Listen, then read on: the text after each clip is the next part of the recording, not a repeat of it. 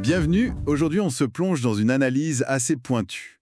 On va examiner un document qui s'intitule « Fatwa de réconciliation, main tendue ou taqiya ». Oui, bonjour. L'idée, c'est de regarder de près des fatwas chiites assez récentes qui semblent aller vers les sunnites. Exactement. Et la grosse question derrière tout ça, est-ce que c'est sincère cette ouverture ou est-ce qu'on est dans une stratégie, ce qu'on appelle la taqiya, la dissimulation religieuse? Tout à fait, surtout qu'on se souvient du contexte, parfois très violent, comme l'attentat de Samarra en 2006. Et juste après, on a eu ces appels au calme assez surprenants de la part de hautes autorités chiites. Ça interroge. Pour bien comprendre cette méfiance possible, il faut revenir sur ce concept de taqiya.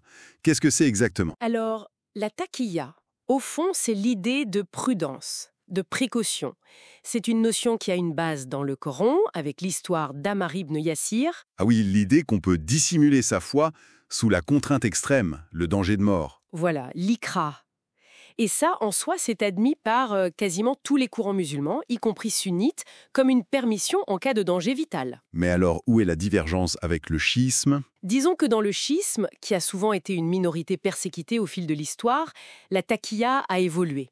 D'une simple tactique de survie, c'est devenu un principe théologique plus central. Au point d'être vu comme une vertu? Parfois, oui.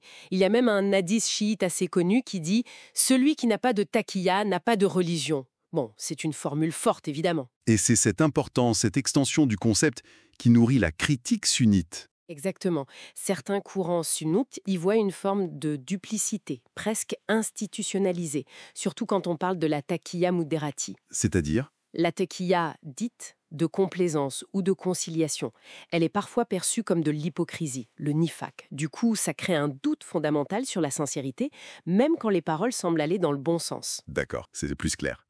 Voyons comment ça se traduit concrètement. Premier cas, le grand ayatollah Sistani, en Irak. On est après 2003, les attentats de Samarra. Chaos total. Oui, situation explosive. Sistani, lui, a vraiment multiplié les appels au calme, à la retenue. Il a eu cette phrase très forte où il dit que les sunnites ne sont pas juste des frères, mais nos propres âmes, anfusuna. Nos propres âmes, c'est puissant comme terme. Très puissant. Et surtout, après Samarra, alors que la tension était à son comble, il a refusé de cautionner la vengeance armée. Il a même appelé les chiites à rejoindre les forces de sécurité de l'État irakien. Alors, comment l'analyse qu'on étudie interprète ça? Taqiya ou pas taqiya? L'analyse suggère que c'est probablement moins une dissimulation religieuse qu'une stratégie politique très pragmatique. L'objectif premier de Sistani, c'était quoi? C'était de sauver l'Irak, d'éviter l'effondrement total de l'État. Ça correspondrait à sa ligne plutôt quiétiste, non? Moins interventionniste politiquement. Tout à fait. Sa priorité, c'est la préservation de la communauté et du pays. Du coup, accuser ces actions d'être purement de la taqiya, ça semble un peu faible ici. Les actes sont cohérents avec le but affiché. Éviter la guerre civile totale. Très intéressant, ça montre la complexité. Passons au deuxième cas. L'ayatollah Khamenei, en Iran. Contexte différent? Oui, là on est en 2010. Il y a une grosse crise de relations publiques pour l'Iran après qu'un religieux chiite, radical, Yasser al-Habib, ait violemment insulté Aïcha, l'épouse du prophète, qui est une figure très respectée chez les sunnites. En pleine rivalité Iran-Arabie Saoudite, ça a dû jeter de l'huile sur le feu. Exactement. C'était très délicat pour Téhéran. La réponse de Khamenei a été double. D'abord, une fatwa très claire, interdisant formellement d'insulter les figures et symboles sunnites. D'accord, ça c'est la réponse directe. Et la deuxième partie? C'est là que ça devient politiquement assez fin. Il lance, ou en tout cas popularise, le concept de chiisme de Missis. L'idée, c'est de dire que ces voix radicales qui insultent les sunnites sont en fait manipulées par l'Occident, par les services secrets britanniques, pour diviser les musulmans. Habile. Ça permet de condamner les insultes, tout en désignant un ennemi extérieur commun et en discréditant les radicaux internes ou externes. C'est exactement ça. Une manœuvre pour protéger l'image de l'Iran, défendre ses alliés dans ce qu'il appelle l'axe de la résistance et affirmer son rôle de leader d'un certain panislamisme. Et là, l'analyse penche plutôt vers l'idée de taqiya. Disons que l'interprétation en termes de taqiya, mudarati, cette complaisance stratégique, paraît plus plausible ici. La fatwa serait alors moins un élan de cœur qu'un geste politique et géostratégique calculé. Le langage religieux est utilisé pour servir des objectifs de politique étrangère très clairs. On voit bien les deux logiques différentes. Sisténie, préservation nationale dans l'urgence. Khamenei, stratégie d'influence et gestion de crise internationale. C'est ça. Et ça nous mène à la dimension plus large que souligne l'analyste, cette géopolitique de la piété. C'est-à-dire comment la religion est utilisée dans les rapports de force régionaux. Précisément. La source part de la rivalité Iran-Arabie Saoudite comme d'une nouvelle guerre froide au Moyen-Orient.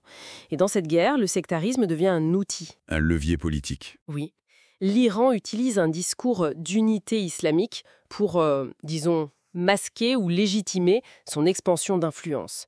De l'autre côté, l'Arabie Saoudite et ses alliés insistent sur la menace sectaire iranienne pour mobiliser le camp sunnite. Et le débat sur la taqiya elle-même devient une arme dans cette confrontation. Absolument.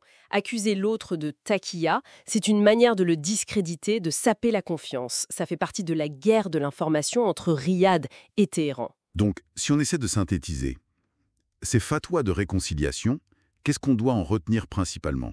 Que ce sont des actes politiques très sophistiqués. Ils utilisent un langage théologique, religieux, mais ils répondent avant tout à des impératifs très concrets, très politiques. La survie de l'Irak pour Sistani, la stratégie régionale pour Khamenei, la religion au service du politique, en somme. C'est l'interprétation forte qui ressort de l'analyse, oui. Le théologique habille le politique. Et ça nous laisse avec une question ouverte, un peu vertigineuse, soulevée à la fin de l'analyse. Même si ces gestes partent d'un pragmatisme, d'une nécessité politique, Oui, peuvent-ils vraiment suffire? Peuvent-ils briser ce mur de méfiance? surtout quand cette méfiance est elle-même attisée, instrumentalisée en permanence par les tensions géopolitiques. Est-ce qu'on n'est pas pris dans un cercle vicieux où la suspicion, alimentée par la rivalité régionale, empêchera toujours ces gestes, même sincères ou pragmatiques, de porter leurs fruits? C'est toute la question. Tant que la compétition géopolitique dominera à ce point, est-ce qu'une vraie réconciliation basée sur la confiance est seulement possible? Ça laisse matière à réfléchir.